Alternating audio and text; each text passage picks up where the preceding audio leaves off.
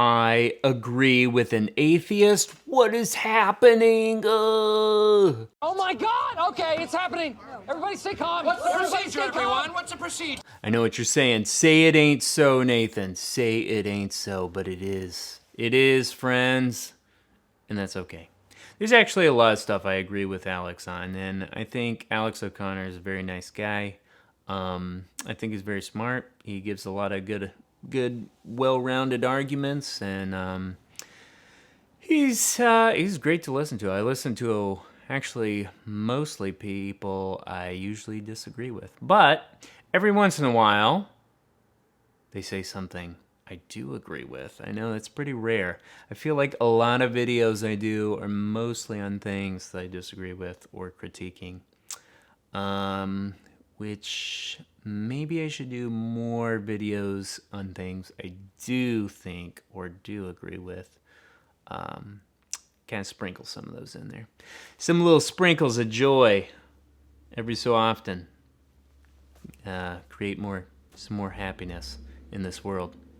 But anyways, nonetheless, this video that we're going to look at is one that I do agree with Alex O'Connor on when he is addressing the problem of cancel culture. So what I think is really great is this is something that we can, across ideological lines, I guess, on things like, for instance, atheism, whether God exists or doesn't. There are some like common humanity-ish things that we can kind of, I guess, bridge a gap on and kind of stand together. Because if things like no freedom of speech or thought exists, then really no one is safe. And if you don't have these basic rules that people agree on, you fall into a pretty bad world. And I think neither side really wants those of any ideology or any belief or any religion. If you don't have these basic things in place to make life possible, then it falls into a very dog-eat-dog world. And I think Alex O'Connor sees that and sees the need to address cancel culture.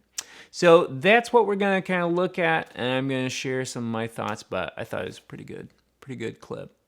But before we begin, if you like what we've been doing on this channel and think there is a need for Christians to speak truth to the culture, support this ministry on Patreon. Click the link down below and become a member of the Resistance and help us reach a world with Christ's truth.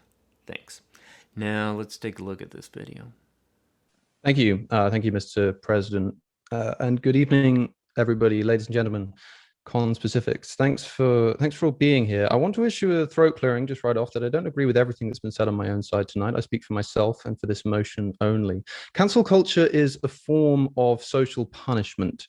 And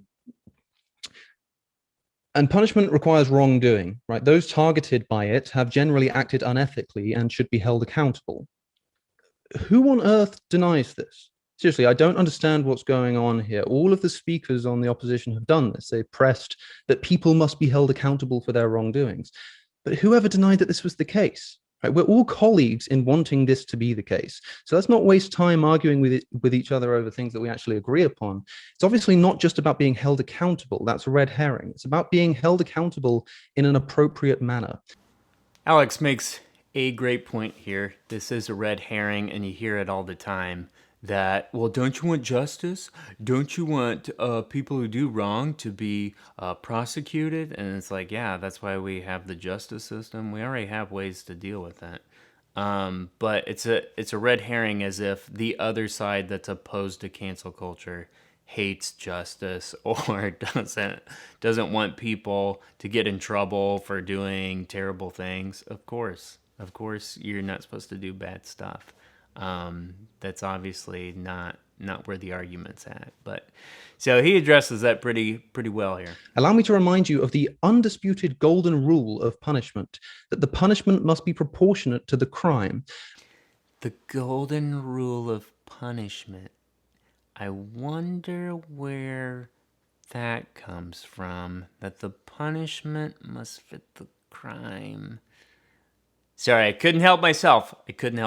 Come on, Christian, gotta say, where's that come from? Where do you get your moral standing? It's just ingrained in there, but keep going, Alex. As Suzanne has already noted, some crimes do indeed cry out for the harshest punishments that we can possibly administer. I don't think we have punishments that can adequately make up, for instance, for the harm caused by sexual abusers. But let's not pretend as though these are the only people being targeted by cancel culture. The problem is that with the advent of social media, we have within our power something the likes of which has never been seen in the history of our species, and we've made precisely no attempt to ensure that it's being wielded responsibly. The power of social media, when weaponized, is larger than anything any person or government could ever have dreamed of, even just a few decades ago.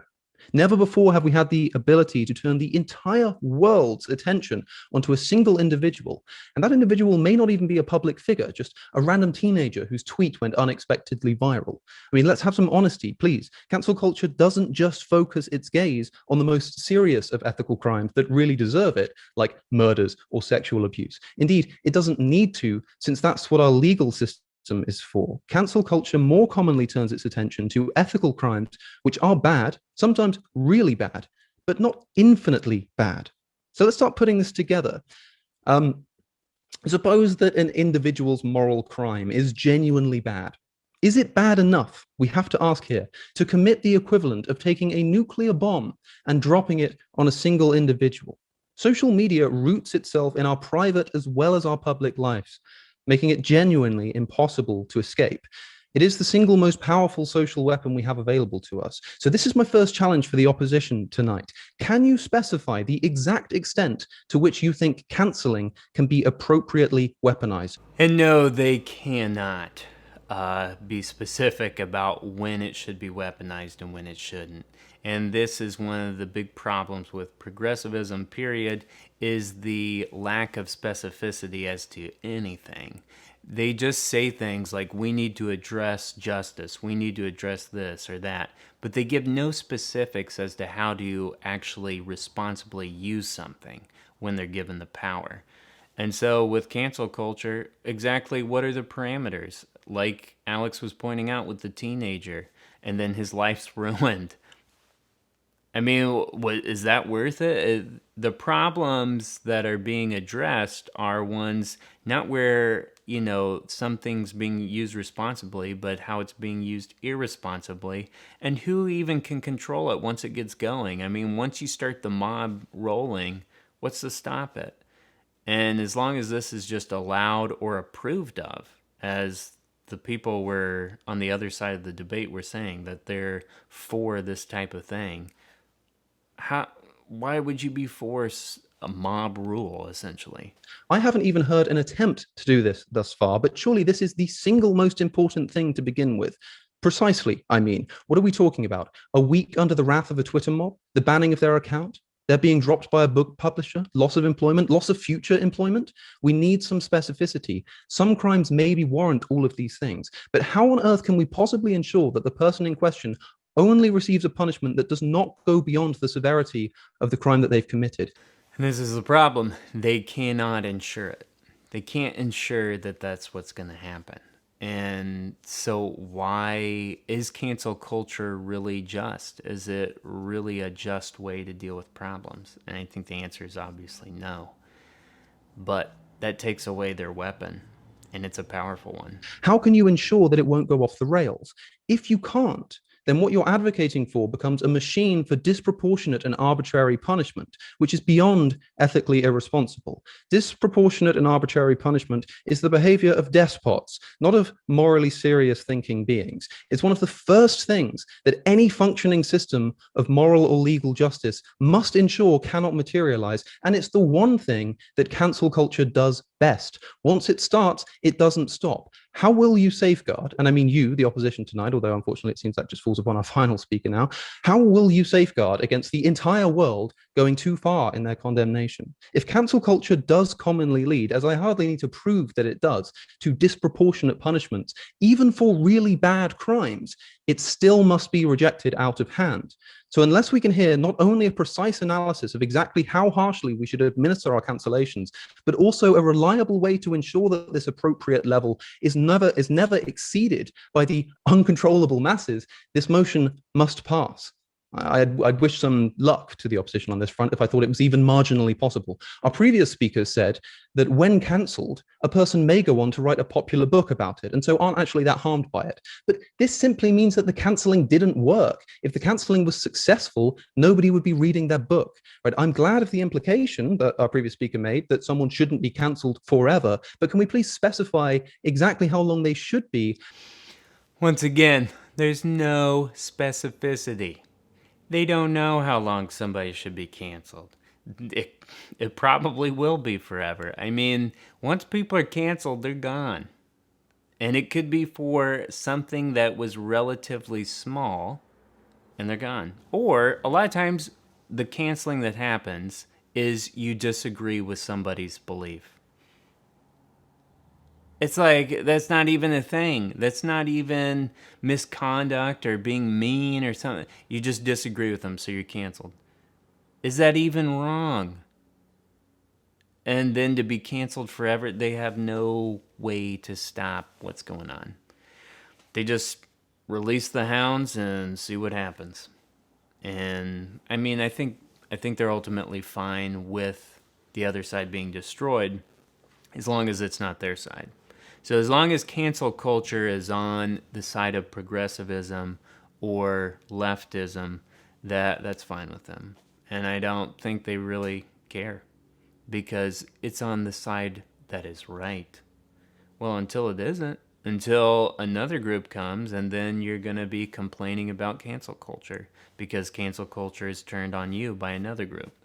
And it's a very silly, foolish, and unwise way to do justice or have a just society, as they claim that they're so much after. And how to ensure that it doesn't prevent them from employment and social prospects for the rest of their life. That's a genuine question that needs to be answered. Our first opposition speaker made the point that cancel culture is effective at causing change. I agree it's effective. And Alex makes another great point here. Because it's effective, that means it's right. I mean, that is such a bad argument. And I think Alex is revealing throughout this whole thing how bad the arguments are for why cancel culture should be used and should be a great thing. I mean, it's obviously not. It's obviously a very unwise thing to use. And why grown adults? I mean, these are people who are supposed to have some sort of academic rigor and really think through their thoughts and ideas, but it doesn't seem that way. I mean, it really seems like if it goes with their belief, they're for it, regardless if it's immoral or not. And these are bad signs, but I think Alex addresses them really well in this video. Incredibly effective, but burning down your house is also an effective way to get rid of cobwebs in the loft. Killing yourself is an effective way to get rid of a headache. But these things are hardly proportionate. It's not about whether cancel culture is effective. Nobody denies this. Once again, my Christian senses are tingling. Why does justice need to be proportionate? Where does that view come from? Where does that originate from? The Bible, perhaps? Sorry. I couldn't help it. But how can we really be expected to believe that because something is effective, this provides a sufficient warrant for employing it, even if it goes far beyond what's appropriate? Now, we've talked a lot about the ethical justifications for cancel culture, but what about the practical justifications? Does it even actually work as intended? Again, the answer is no. What is the result of telling a curious public that, hey, this person over here, don't listen to what they're saying. Don't buy their book. In fact, we won't even let you buy this book because what they're saying or what they've unrelatedly said in the past is simply too dangerous. I'm sure this won't perk anyone's interest in seeing what all the fuss is about. I mean, come on, give me a break. There is no more comprehensive way to ensure that people will go out of their way to give a person the time of day than telling them they're not allowed to. When there were protests outside the Oxford Union, literally blocking the entrances after Steve Bannon was invited to speak, the video of his address was posted to YouTube, becoming one of the most viewed videos in the union's history. I don't think this speech would have had the millions of views that it does, if it weren't for this attempted cancellation and the controversy that ensued. Now, again, this is nothing. This is to say nothing about whether it was actually ethical to invite Mr. Bannon in the first place. It may well not have been. So Alex brings up a good point with the Steve Bannon thing, and that when you are doing this cancel culture against a certain ideology or a certain side, that side then wants to kind of react and comes back even stronger. So the very thing that you're trying to suppress becomes even more aggressive. And so does cancel culture even really work in canceling, certain ideologies? And Alex is bringing up the point that it doesn't seem to. It seems to just give them more fervor and more zealousness for their ideology. And I think he's right. Now, it doesn't mean that one side won't eventually stomp over the other side. I think it eventually will, but this is really just creating conflict at the end of the day. And part of me, knowing Marxism and the progressive ideology, thinks that that's kind of the point, is that they want this conflict to be happening because they think that out of conflict will eventually arise a better and better world. And so you need to keep continually having this conflict of society. So maybe in some way they think this is what needs to happen, but they think that their side's going to rise out of the ashes. And I think the theory's bunk and bogus, and that's not really what's going to happen. I think conflict isn't a great thing, especially when it's just really angry conflict that becomes really aggressive towards each other, trying to silence one another. I don't think that type of conflict is going to actually bring about a better world to be in. And the sad truth is we may have to find that out through living the reality. But once he was, the question presently at hand is, did the attempts to cancel him work? And the answer is no. Finally, embedded into cases of historical cancel culture is the presumption of moral clairvoyance. We don't just cancel current public figures for the things that they say and do, but also historical figures. The cover photo for this event tonight is an image of a statue of Winston Churchill with the words "was a racist" graffitied onto it. Churchill was obviously not a moral exemplar on issues of racial justice. We quite rightly condemn his historic abuses and prejudices. But for those who think it's right to cancel historical figures for their ethical violations, I caution you to consider with what judgmental eyes future historians will one day look upon you when it comes to light that you weren't a bastion of moral perfection yourself.